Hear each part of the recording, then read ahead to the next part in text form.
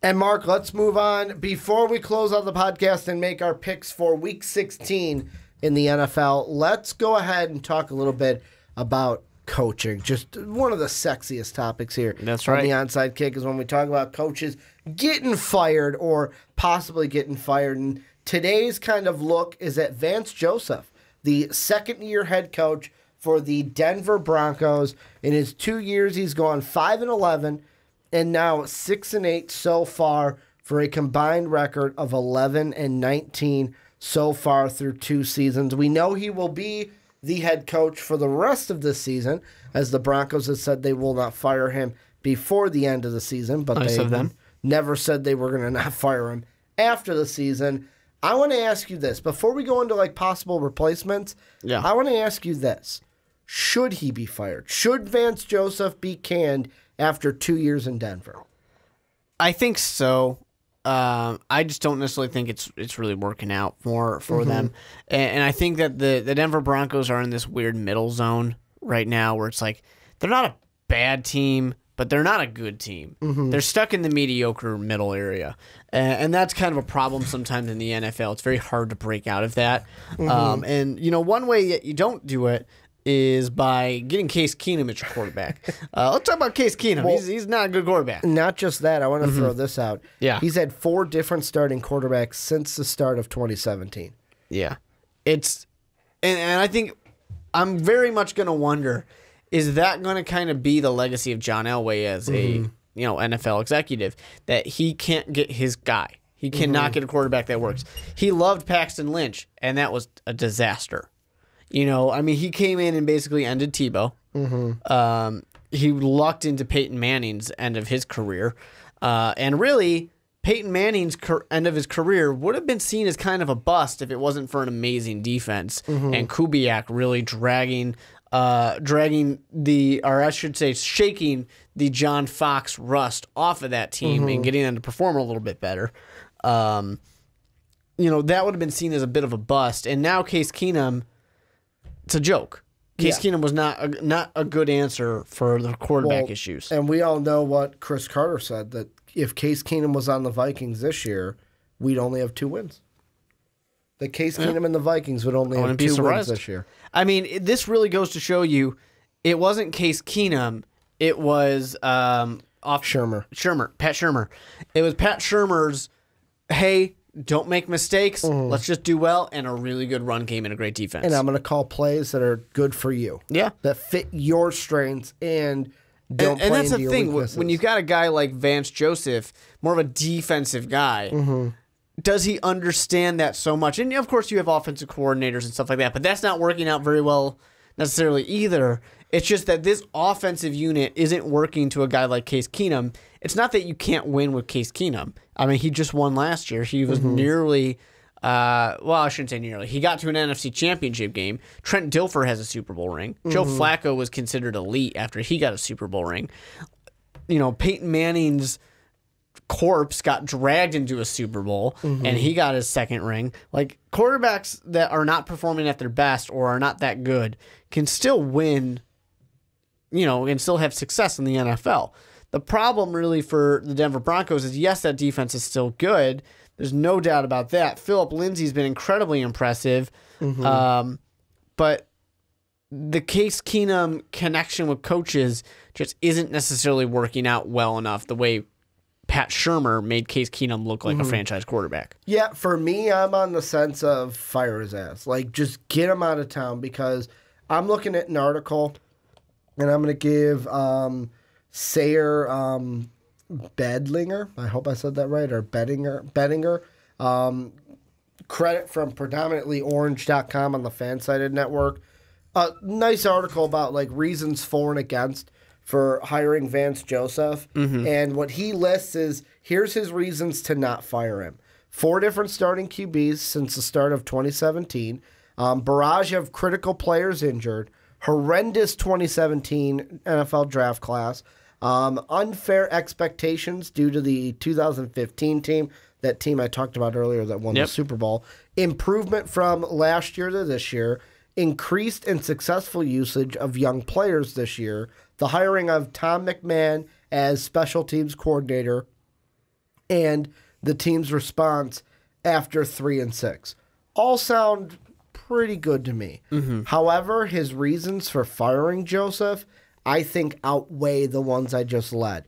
The record, not super important to me. 11-18. Yeah, it's bad, but the Broncos, I had maybe higher expectations this year for them than what they really were. But the rest of them, the team looks undisciplined and unprepared. They've been exploited strategically. They have poor execution in late games.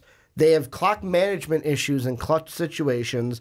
Players appear to quit or play uninspired in 2017. Lengthy losing streaks, understanding the team's strengths and weaknesses, and overconfidence in underperforming players. I look at all these and I go, this is how you become mediocre. Yeah. Is you have a coach that does this. Like, the one that I really want to say is like the clock management in clutch situations. The only reason Andy Reid is not fired for this in Kansas City is because he wins games. They win games all the time. Doesn't matter if in the playoffs he screws up the clock and doesn't know that he has a run game. Yeah. They still win games. And that did eventually cost him a job in Philadelphia. Yeah, but that was like after they were getting to Super Bowls and NFC Championship games, and how many years did that go on? Like, if you're going to lose games, this stuff is going to pile up. And the thing that blew my mind is he was asked after the game about the field goal this past week, and he goes, well, you know, I just wanted points. Whereas you've got these young, innovative guys like McVay and even Mike Vrabel that are like, you know what, screw it, we're going for it on fourth down. Even the non-young guys like Bill Belichick, Sean Payton, rolling the dice on some plays. Like that game in Sunday Night Football where I know it wasn't McVay that called it. It was, I believe, Heckler, or Heckler's the punter. It was their special teams coordinator in L.A. that called the play, the fake pass that Heckler threw that was almost a completed pass if it didn't just hit the ground through the receiver's hands. It's like stuff like this piles up. And if you're not winning games, I don't care if I've had 4 starting quarterbacks in 2 years. You eventually have to know your team's strengths and weaknesses. Hell, Mike Zimmer and Pat Shurmur got to an NFC title game with Case Keenum, and you can't even get into the playoffs. Yeah. In a weaker conference. Yeah, I mean, I wouldn't necessarily call it a weaker conference. Compared to the NFC?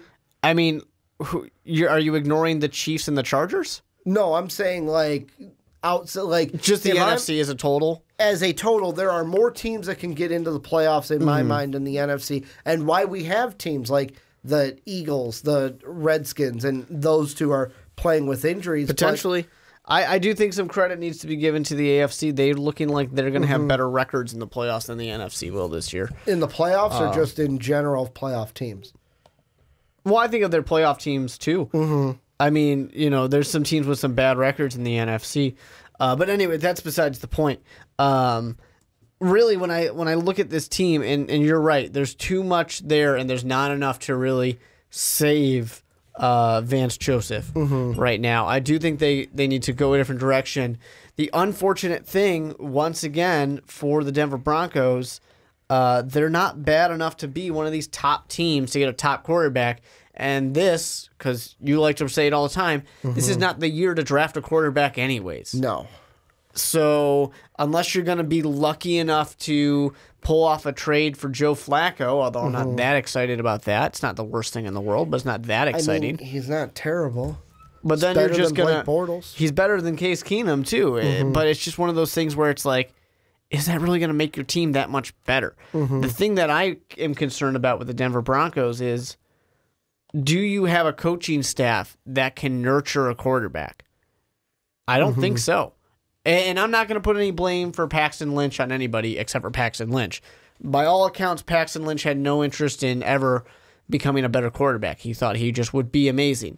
Case Keenum is who Case Keenum is. I do blame the front office of the Denver Broncos for thinking Case Keenum was going to be more than just a product of a successful system.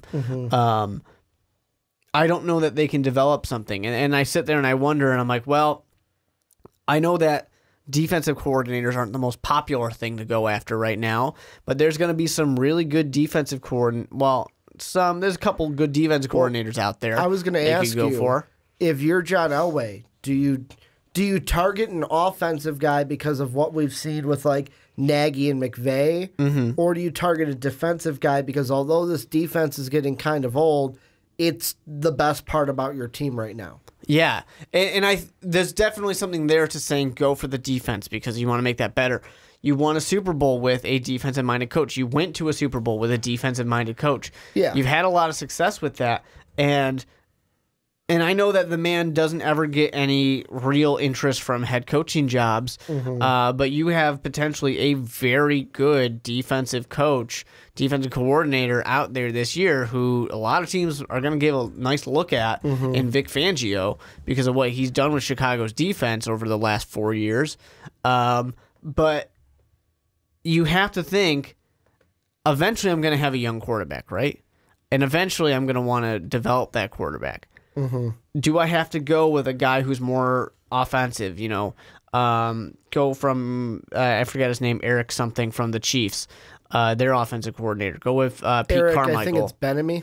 That sounds right. Go with Pete Carmichael from the Saints. Do I go after one of these guys to try and find it? But you know what? For every McVay, Nagy, Shanahan, you're going to run into a guy like John DeFilippo, who everyone thought was going to be the next big thing, and what happened there? You're going to look at, Matt LaFleur. Everybody thought that was going to be something absolutely stunning, and he was going to very next time be the next head coach. And you know what? It's looking like it might be a couple years until Matt LaFleur is ready. The thing I worry about with the Broncos, and this comes from reports that apparently before the year, John Elway tried to get it where he was going to fire Vance Joseph and hire Mike Shanahan. And the thing, I don't know about you, Mark, I feel weary about hiring Mike Shanahan as the head coach of the Broncos because although Mike Shanahan was a very good coach and was a very good coach, a Super Bowl winning coach for the Denver Broncos, I kind of have a stigma of it's not exactly like John Gruden because it's not like Mike Shanahan went and did Monday Night Football for so long, but he has been out of the game for a little bit of coaching. I just feel like that would be John Elway trying to either cling on to the past or bring in an older coach that might not connect with this day and age's NFL. And I think that would show very much of what I'm scared with Gruden, that it's a guy who just doesn't necessarily understand what was successful. This worked when I was a quarterback. Like this in my day and age, this was the kind of coaching that worked. Yeah. Why doesn't it work today? I think back to Nick Saban a little bit. When Nick Saban years ago was upset at the state of football, he was sick of seeing spread offenses. He says, is this what we want the NFL to be? 3-4 years later, what's he doing? A lot of spread offense. Not entirely, but enough of it. He infused it because he knows that it works. If I'm going to be a head coach, I got to do what works. And I think from the GM standpoint for John Elway, he has to say what works. And I think that's going to lead him to go for one of these offensive-minded guys. But I'm a little scared for any team that's looking for one of these, the next McVay, the next Matt Nagy. Teams got a little lucky with those two. You're not going to be able to just pick up a young guy and say, yeah, he had a good offense. If you go ahead and take the next offensive coordinator from Kansas City, is it going to just be that Andy Reid was really good, Patrick Mahomes was really good, or Matt Nagy had a successful offense? Well, and the thing you've got to kind of put into yourself too is with McVay and Nagy, when they came into their situations, they didn't have to draft their quarterback. Yeah. McVay came in, Goff was already there.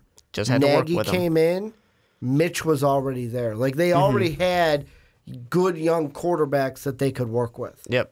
And you don't have anything to do with that. Yeah, you had nothing of that in Denver. And I think that's going to be the thing that is a big issue for a while with Denver. Well, And that's why, to me, I wonder if it's going to be a situation of they don't, like, I wonder if it's going to be they don't bring in an offensive guy and either keep Vance Joseph, because they could do that, or if they fire him, if they bring in a guy like Jim Schwartz, if they bring in another defensive guy, kind of like you've got James Betcher, I think it is, from the New York Giants.